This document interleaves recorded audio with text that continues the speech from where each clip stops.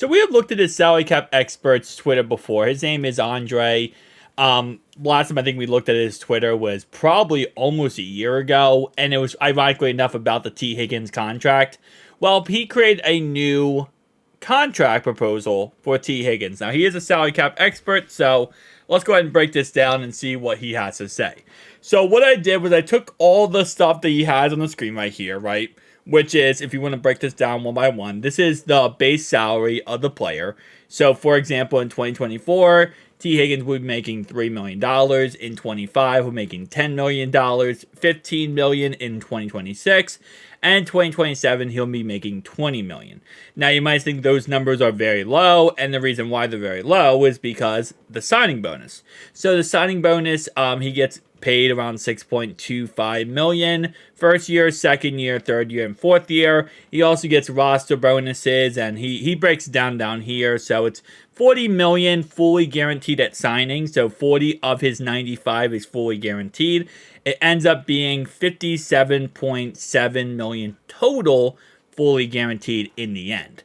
Now his cap hit, his first year will be $9.25 million, and then it's 20, then it's 32, then it's 32. So in the end, he's going to be able to get the money, as it says right here, cash spend. This is the money that T. Higgins will get. 28 million, 22, 22, 22. So it works out in the end for T. He gets his 95 million. He doesn't have to worry about anything, and he gets to stay on our team for the next 4 years. So it's not that bad of a contract for everyone, right? Because for us, we only have to give him 9.25 against the cap next year. And then it's 20, 32, 32.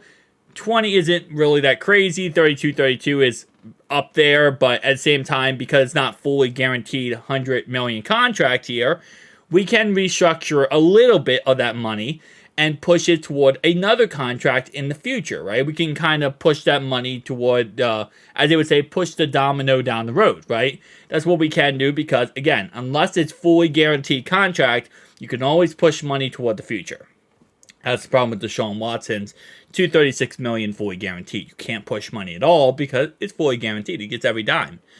Nonetheless, though, I want to go ahead and go over to overthecap.com, and I put this exact contract in here. Now, I had to kind of change around some things. So we had the base salary right here, but I had to change the bonuses around so we could hit each of the cap hits for the said upcoming years. Again, 9.2, 22.2, 32.7, and 32.7. I wanted to see what would happen if we put this contract in, and where would we sit financially. So looking at our financial cap space, we do have $50.186 million this year. Because again, in the end, it would only be a $9 million, cap hit, which very friendly to us, I will say. And again, will T take a more friendly approach cap hit wise? Potentially, we'll have to see. 89.752 next year, and then so on and so on. So this contract that he created is very team friendly, and it helps us out immensely, right? And again, 22 million in 2026 is 32 million, and then 32 million again. Now, again, depending on how much Jamar Chase wants and how much we're going to pay him, really depends on how much salary cap we'll have left in the end. But as Chase said before, the money that he's going to want is not going to come from the same place that T's going to want, meaning he wants a lot of signing bonus money.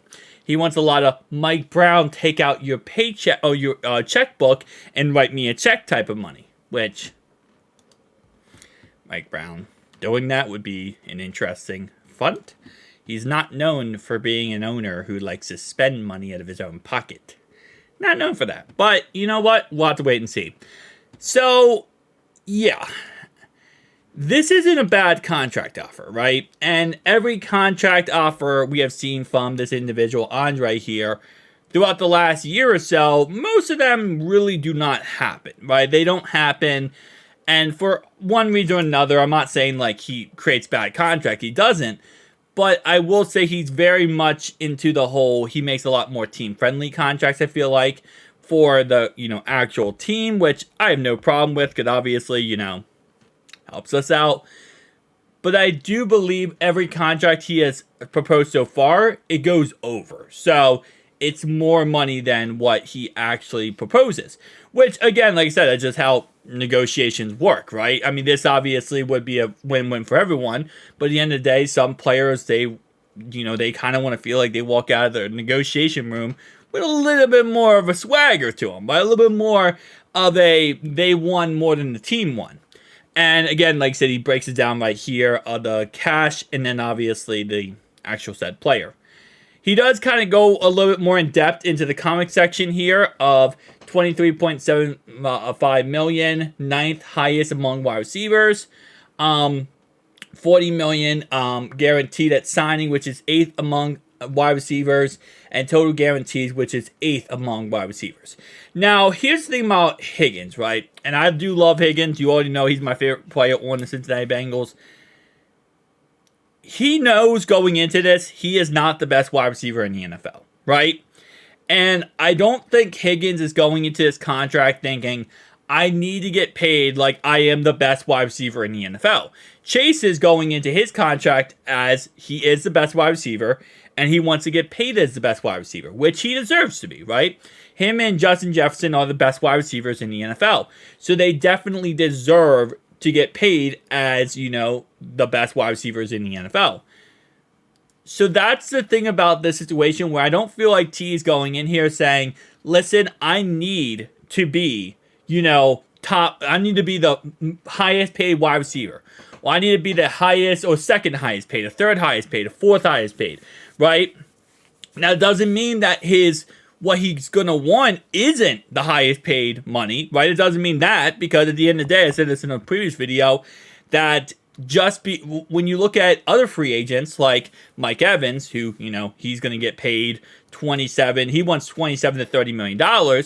And, he's older than T, obviously. He's better than T at the end of the day. He's a top 5 wide receiver. T is a top 15 wide receiver. But it doesn't stop the human instinct of going, well, I want what he got. Even if you say, hey, listen, I'm not as good as him, and I think T is way up there, but I don't think he's equal to Mike Evans yet. But if you're going to say, hey, I want what he's got, it's just human instinct, right? If you're next guy up, you're like, hey, listen, why did that guy get, set amount of money when I'm going to be as good as him, or if I'm close? So that's definitely one of those aspects that, again, we'll have to see how it ends up turning out. He does go ahead and talk about the combined amounts of the two. Non-exclusive franchise tag would be $46 million over 2 seasons, which serve as a basic for the guarantee and 2-year cash flow structure of any potential extension. And again, he goes really in-depth on all this, and he does a really good job. He really does. And at the end of the day, we'll have to wait and see, right? We're going to franchise tag T this next season. Sorry, this offseason. We're going to franchise tag T this offseason. We're going to try to figure out a contract before the July deadline of you have to get a contract done with him, or else you're kind of crapped out of luck, right? We're going to try to get a contract done with him. Figure it out. Once we figure that out, then everything else falls into place. But we have to get Chase's contract done first, and then we can figure out this T Higgins situation. If we can't, T is going to be on a 1-year franchise tag, and we're going to have to figure this out next offseason, which is never easy to do. But at the end of the day, we just got to figure it out, right? So tell me down below your thoughts and opinions. I'll see you guys next one. Peace.